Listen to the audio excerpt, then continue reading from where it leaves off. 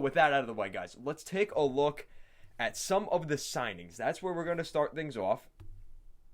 And we are going to look at some pretty decent signings, starting off with the Pittsburgh Penguins re-signing John Marino, the 23-year-old right-shot defenseman.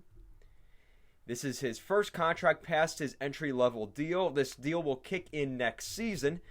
He signed a 6-year, $26.4 million contract. This is a big contract here for John Marino, a pretty solid defenseman for the Pittsburgh Penguins. He's definitely not one of their best defensemen, but you look at what he's done. I mean, last season he had 26 points in 56 games in his first season in the NHL. Not too bad. He played at Harvard for 3 seasons before joining the Pittsburgh Penguins, so he's got a little bit of a brain up there as well. This is a really solid hockey player, and I think this is a great move by the Penguins, Jim Rutherford, because here's the thing. This dollar amount only goes up if John Marino has another solid season this year. So Jim Rutherford has seen enough, and he wants to sign him to a long-term deal. Great move. Hopefully this works out. It's a 6-year deal after only playing for 1 season. Did he earn his stripes necessarily in a year in Wilkes-Barre and in the NHL? We'll see how this pays out for the Penguins, but the annual cap hit at 4.4 could be really solid looking at, when he turns 30 years old. This could be a great deal for both sides in the future. Now, moving on to the next guy, the Blackhawks. Re-sign Dylan Strome to a 2-year, $6 million contract. You do the math, $3 million per season for Dylan Strome. This is a great contract, and he's coming out of his entry-level deal. This is a great move by the Blackhawks. Now, again, this is, he signed this earlier this month. He's 23 years old. I mean, we all remember he's a former 3rd overall pick by the Arizona Coyotes back 6 years ago now in 2015 by the Arizona Coyotes. He really hasn't lived up to the potential that he was given, but in this season with the Blackhawks especially, he's going to be featured in the top 6 a lot. And even, despite all the injuries they have and things like that, it's going to give him an opportunity to get more playing time. So his dollar amount when he turns 25, 26, going right into his prime, this could be a great contract for Dylan Strome. And it's a great contract right now for the Blackhawks. Hopefully they get some production from him over the next 2 seasons. Great move for both sides. Now moving on to the Columbus Blue Jackets, who have been pretty quiet this offseason. And Jarmo Kekalainen able to get a deal done as Oliver Bjorkstrand, in the final year of his 3-year, $7.5 million deal, he'll be turning 25. He's 25 years old right now, a former 3rd-round pick in 2018. He signed a 5-year, $27 million contract extension with the Columbus Blue Jackets. He signs at $5.4 million per season. Now, the caveats to this deal: in the first season, it will be a tradable contract at $5.4 million, and the last 4 years of his contract, he will have a modified no-trade clause.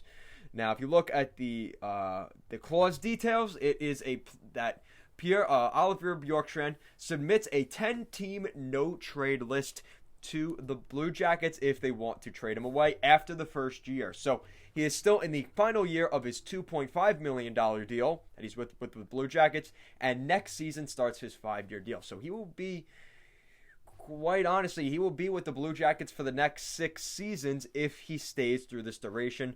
So a great signing for him. He's going right into his prime, 25 years old, and he's making decent money, $5.5 million in a the world that we live in right now at the NHL. He probably could have made closer to 6 or 7 in a normal scenario, but with the flat salary cap, he's not making out too bad at 5.4 for a season. Not too bad for Bjorkstrand, and honestly, it's a good deal for the Blue Jackets. He's a pretty solid player.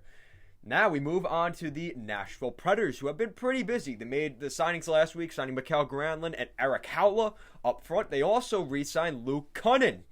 Luke Kunin signs a 2-year, $4.6 million contract to stick around with the Nashville Predators. Interestingly enough, the last 3 moves that the Nashville Predators have made are former Minnesota Wild draft picks, starting with Haula and Granlund, and now 2016 first-round pick Luke Kunin.